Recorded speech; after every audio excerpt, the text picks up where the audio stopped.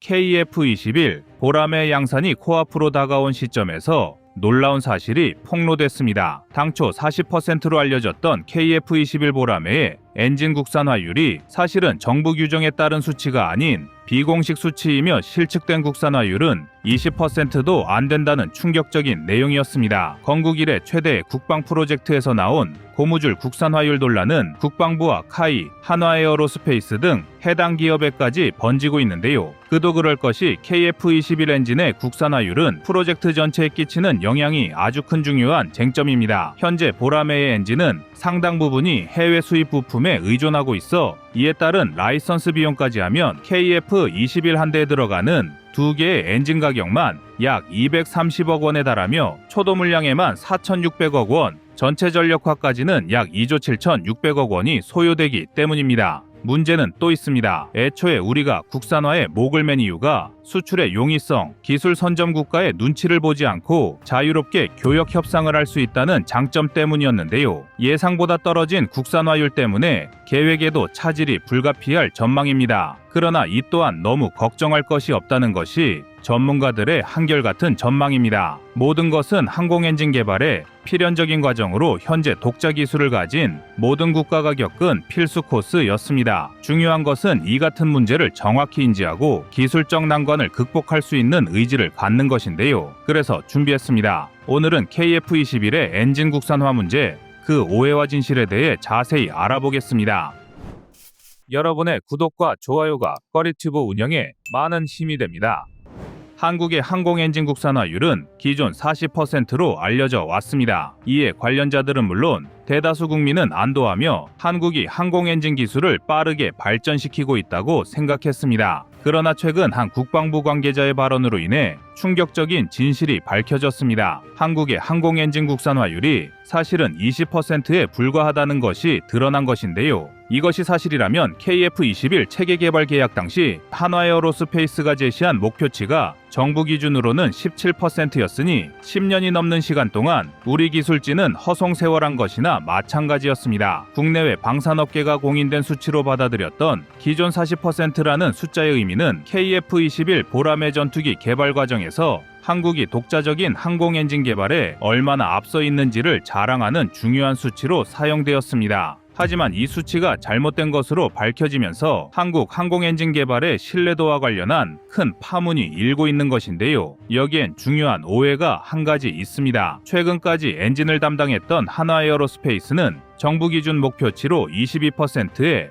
국산화율을 달성했다고 밝혔는데 국내외 언론이 이를 받아 적고 보도하는 과정에서 국산화율이 부풀려진 것입니다. 그렇다고 해서 국방부와 제작사의 책임이 없는 것은 아닙니다. 이들은 과장된 수치를 방관함으로써 한국산 전투기 엔진의 미래까지 불투명해졌다는 비판까지 나오고 있습니다. 전술했듯 엔진 기술력은 항공기의 성능을 좌우하는 핵심 요소 중 하나로 엔진 국산화가 제대로 이루어지지 않는다면 한국산 전투기의 세계 시장 진출은 큰 제약을 받을 수밖에 없습니다. 또한 전투기 엔진의 독립적인 개발이 없으면 향후 더 발전된 전투기, 예를 들어 5세대 스텔스 전투기의 개발에도 상당한 차질을 빚을 수 있습니다. 이러한 이유로 현재 방산 전문가들과 언론에서는 한국의 항공엔진 독립은 불가능한 꿈인가라는 의문을 제기하고 있습니다. 국산화율이 20%에 불과한 상황에서 엔진 개발이 성공할 수 있을지에 대한 의구심이 커지고 있으며 이에 따라 방위 산업의 미래까지 불확실해졌다는 비관적인 전망도 나오고 있습니다. 그러나 비록 국산화율이 낮다는 사실이 드러났지만 항공엔진은 한국 방위산업의 미래를 위해 반드시 도전해야 할 분야임엔 확실합니다. 대한민국 군사기술력에 대한 국제무대의 시각은 KF-21 보람의 이전과 이후로 나뉜다 해도 과언이 아닙니다. 2013년 탐색 연구가 끝나고 KF-21 개발을 위해 로키드 마틴과 컨소시엄을 체결했을 때 미국의 개발진들은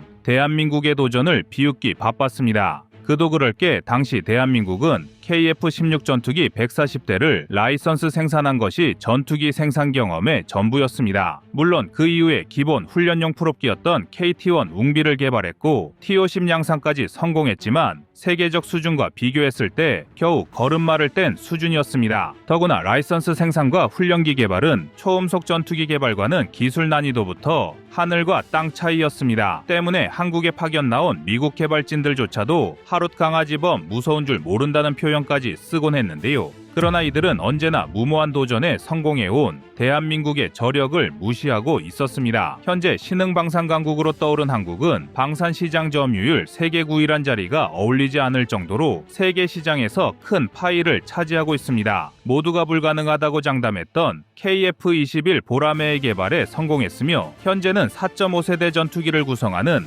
에이사 레이더, 적외선 탐색 추적 장비 IRST, 전자광학 표적 획득 및 추적 장비 EOTGP, 전자파 방해 장비 RF-제머 등 핵심 장비의 대부분을 국산화하는 데까지 성공했습니다. 그런데 이런 대한민국도 아직 유일하게 성공하지 못한 분야가 있습니다. 바로 전투기 엔진입니다. 항공 엔진 기술은 전투기, 헬리콥터, 드론 등 군사용 항공기뿐만 아니라 민간 항공기에도 적용되는 핵심 기술입니다. 따라서 이를 성공적으로 개발하게 되면 방위산업뿐만 아니라 한국 항공산업 전반에도 큰 변화를 가져올 수 있습니다. 과거 KF-21 보라매 전투기에 장착된 G의 F414 엔진이 외국산이라는 점에서 독자적인 엔진 개발의 필요성은 꾸준히 제기되어 왔는데요. 이에 따라 한국 정부와 기업들은 첨단 항공 엔진 개발 세미나까지 개최하며 본격적인 항공 엔진 개발에 박차를 가하고 있었습니다. 이 세미나에서는 한국이 현재 선진국 대비 약 70% 수준의 항공 엔진 기술을 보유하고 있다는 평가를 받는데요. 물론 이 수치 역시 지극히 낙관적인 전망을 포함한 수치로 세계적인 경쟁력을 가지기에는 부족할 수 있지만 향후 2039년까지 세계적인 수준의 엔진 기술을 확보할 계획이 구체적으로 제시되었습니다. 제시안에 따르면 현재 KF-21에 들어가는 F414 엔진보다 10에서 15% 정도 출력이 증가한 새로운 엔진을 개발하고 있다는 것인데요. 이는 한국 항공 엔진 기술의 큰 도약을 의미합니다. 항공 엔진은 단순한 기계가 아닙니다. 이는 수십만 개의 부품이 완벽하게 조화를 이루어야 하는 첨단 기술의 집약체로 이를 개발하는 것은 군사력뿐만 아니라 국가기술력 전체를 증명하는 중요한 도전 과제입니다. 따라서 한국이 이 기술을 성공적으로 개발할 수 있다면 방위산업의 미래는 물론 국가의 기술적 자립도 크게 증진될 것입니다. 더구나 한국이 항공 엔진 개발을 완료할 경우 약 1700대 이상의 엔진 수요가 발생할 것으로 예상됩니다. 이는 단순히 전투기 엔진뿐만 아니라 다양한 군사용 및 민간용 항공기에도 적용될 수 있는 범용 엔진을 개발할 수 있다는 의미입니다. 경제적 이익은 약 27조 원 수준으로 예상되며 이로 인해 방위산업뿐만 아니라 항공산업 전반에 걸쳐 큰 경제적 성과를 거둘 수 있을 것입니다. 물론 한국이 항공 엔진 개발 분야에서 후발주자임은 분명합니다. 하지만 이를 과도하게 깎아내릴 필요는 없습니다. 전 세계적으로도 항공 엔진 개발은 매우 어려운 과제이며 이미 많은 선진국도 크고 작은 실패를 겪어왔습니다. 예를 들어 일본의 경우 항공 엔진 개발을 위해 막대한 자금을 투입했음에도 불구하고 독자적인 전투기 엔진을 개발하는 데 성공하지 못했습니다. 일본은 기술적 도약을 이루지 못하고 결국 미국의 엔진 기술에 의존하게 되었으며 현재까지도 독립적인 엔진 개발에는 어려움을 겪고 있습니다. 물론 튀르키예, 중국, 러시아 등은 자체 기술로 15,000파운드급 이상의 엔진을 개발했다고 주장하지만 전문가들과 실제 성적은 신뢰도가 상당히 떨어집니다. 우선 튀르키예는 롤스로이스와 공동으로 TFX 전투기의 엔진을 개발하고 있지만 협상이 지연되면서 개발 완료 기간이 다가오고 있음에도 여전히 엔진을 탑재하지 못하고 롤스로이스에 끌려다니고 있습니다. 또 중국은 말할 것도 없는데요. 중국은 제니10에 자체 개발한 WS 시리즈 엔진을 탑재하려고 했지만 연이은 출력 부족 문제를 겪으면서 러시아의 전투기 엔진을 뒤로 빼돌려 탑재해왔습니다. 더구나 이런 엔진도 걸핏하면 결함을 일으키면서 수출한 아음속 훈련기가 연달아 추락하는 황당한 사건이 벌어지고 있습니다. 반면 프랑스는 라팔 전투기 엔진 개발에서 여러 차례 기술적인 난관에 봉착했지만 이를 극복하며 유럽 내에서 독자적인 항공 엔진을 성공적으로 개발한 사례가 있습니다. 현대공중전에서 제공권을 확보하기 위해 초음속 전투기가 필요로 하는 엔진의 최소 출력은 15,000파운드급 이상입니다. 문제는 현재 전 세계에서 15,000파운드급 터보팬 엔진을 제작할 수 있는 게 미국의 제너럴 일렉트릭, 프렛 앤 위트니, 그리고 영국의 롤스로이스 3개 기업뿐입니다. 그만큼 항공 엔진 개발은 단기간에 이루어질 수 없는 장기 프로젝트이며 기술적 난관과 실패는 필연적으로 따라옵니다. 하지만 중요한 것은 실패를 극복하는 의지와 기술적 도전 정신입니다. 한국은 이미 방산 분야에서 여러 차례 기술적 난관을 극복해왔으며 이번 항공 엔진 개발도 그 연장선상에서 긍정적인 결과를 낼 수 있을 것입니다. 한편 한화에어로스페이스는 6세대 전투기용 엔진 개발과 같은 첨단 항공 엔진 개발에 지속해서 투자하고 있으며 2028년까지 국내외 연구개발 전문 인력을 800명으로 확대할 계획입니다. 이는 향후 한국이 고사양의 항공 기술을 확보하고 주변 국가의 기술 경쟁에서 우위를 점하기 위한 전략적 조치로 보입니다. 만약 한국이 항공 엔진 개발을 성공적으로 마치면 전 세계에서 독자적인 항공 엔진을 보유한 6번째 국가로 기록될 것입니다. 이는 한국 방위산업의 위상을 더욱 높이는 중요한 계기이며 더 나아가